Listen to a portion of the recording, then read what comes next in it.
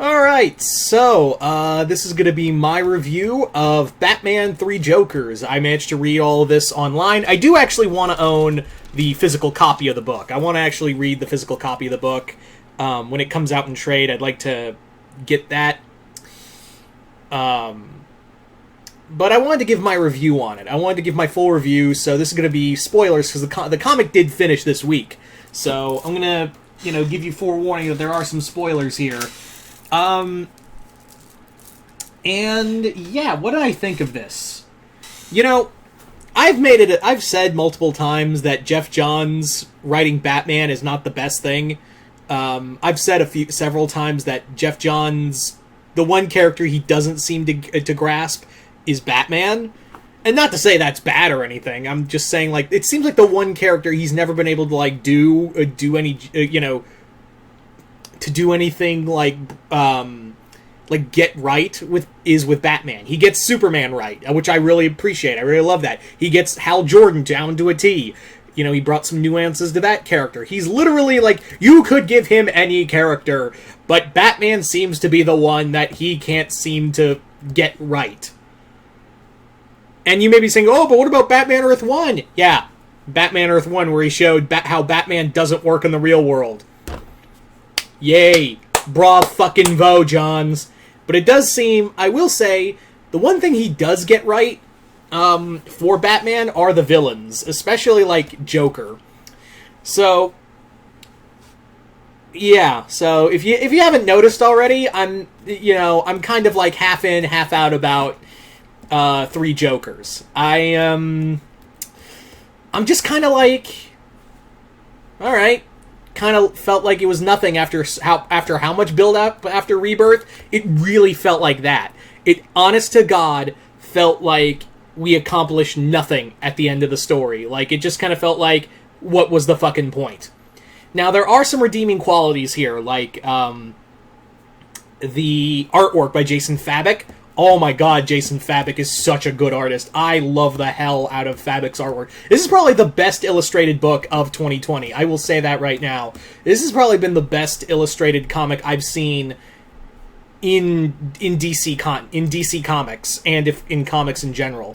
So this is Jason Fabok, hats off. I really hope he gets nominated for something from just the artwork from 3 Jokers alone.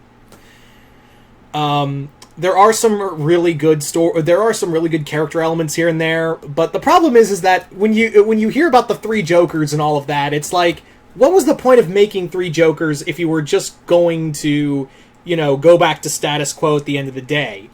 Now, here's where the first 2 issues are actually like really fun, like really cool, but I feel like it really tripped itself up at the final issue. That's the problem, is that the first 2 comics, it was like, you know what I mean? Felt like that. It really did. So the story is that Batman, Jason, and Barbara are essentially trying to find out this new scheme by the 3 Jokers, who go by Clown, Comedian, and Criminal. So, and who are the 3 Jokers? It doesn't matter. It doesn't. It seems like the comic doesn't even matter. It just was like, I feel like Jeff Johns was like, hey, let's make a really out there Joker comic, and if you're wondering where this is in continuity, good fucking luck, because I couldn't tell you. Fabok did say in last year that the comic will be in continuity only if by fan reaction, so I guess they're treating this like a Marvel Knights book, where if it's cool and people like it, it's in continuity, but if it's not, then it's not. If people didn't like it, then it's not. So I've been getting mixed reactions, so I don't know if they're going to keep this, the end, especially what happens in the ending, any continuity. So I don't know, maybe they'll keep it in continuity, but I don't see how they're going to do that, because this book doesn't feel in continuity. This book was so late that everything after Joker War and everything else, it just felt like, and everything that happened after Rebirth, it made me go, this feels like it should have been here 2 years ago. Johns should have been here. But whatever. Because here's the thing, is that there are some moments, continuity moments in here, like Batman's costume, Jason's, and Barbara's. All of their costumes are not used in current Rebirth. They're not being used at all. And also, they bring up stuff that is no longer, that is dated at this point. They bring up stuff that is dated. But the problem now is that, if it's not in continuity, then why? If it's not, let's entertain the thought that it's not going to be in continuity. Then what was the goddamn point of putting it in continuity in Rebirth? I don't know, because here's how the story ends. It was a really cool ending at the end where Batman meets Joe Chill and is forced to forgive him, and at the end of it, Batman and Joker are talking to each other, and Joker says, this whole thing was just one big scheme, and they don't reveal who Joker really is. Kinda, I'll get to that in a minute. But basically, the other two of the three Jokers are killed, and the Joker, the comedian Joker, pretty much says, after pretty much saying, you don't know who the first Joker was. But basically what goes on is that comedian Joker basically says, this whole thing of making you forgive Joe Chill was to make you feel good. So the next time I do something, I'm going to take that goodness away from you. And it's going to hurt a lot more. And I'm like, that is so Joker. He would, because let's be real, Joker would do something like that of essentially making Batman feel good for a moment, then instantly murdering that good. Like, that's Joker. That is pretty much what Joker would do. He would set up a scenario to make Batman feel good, just so he could rip it away and make it feel all the more, painful for him. So I really dug that moment. But here's the problem, is that Batman later reveals to Alfred is that he always knew who Joker was, and we also find out that Killing Joke is apparently, the backstory to Killing Joke is apparently canon. Because the woman that Joker, quote-unquote, dreamt up of being married to, turned out she's alive, she had her baby, she faked her death because she was so afraid of her husband, and is now living in Alaska, and Bruce goes to visit her every so often. And the reason why Batman always knew about Joker's real identity, and why he never told anyone, was because he was afraid for their safety. And I'm like, that's... wow. Way to really pretend way to really shit on the whole idea for Alan Moore.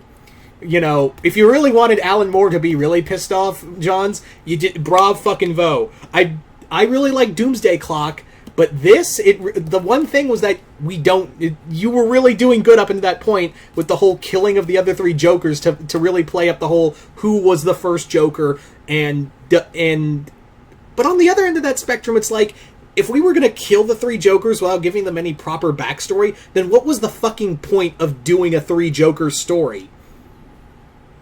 Because you've literally done nothing other than, shit on a whole story of, if I'm going to have a past, I prefer it to be multiple choice. So I don't know what you were thinking there.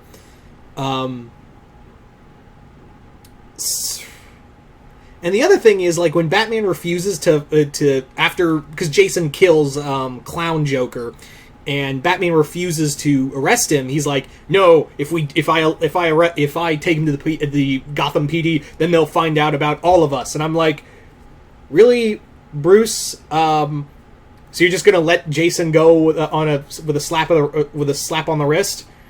Great morals, Bruce. Great morals. Ta-da. And it's not like, didn't you almost beat him to a half of inch of his life after he shot Penguin, and you also threw him to the police in Red Hood and the Outlaws? I remember distinctly that after he shot Penguin, he didn't kill him, but he shot Penguin, that you threw him to the wolves. So what's the difference now here, Bruce? Oh, it's Jeff Johns writing. Yeah, I got it. The story also kind of really throws out the whole trauma thing. It really throws out, because you have literally the three people that Joker has damaged the most. Bruce, Barbara, and Jason. And it feels like we don't get enough of them coming to terms with their trauma, and it's just treated like, it's the three people Joker have hurt most, but it doesn't feel like we do anything with that. Jason does talk about briefly, how Barbara got over her trauma, but he never could get over it. But they don't go deeper into that. There's never a moment where Jason's like, I kind of need help, how did you do it? How did you do it, Barb? Well, there kind of is, but it feels like it's thrown under the bus.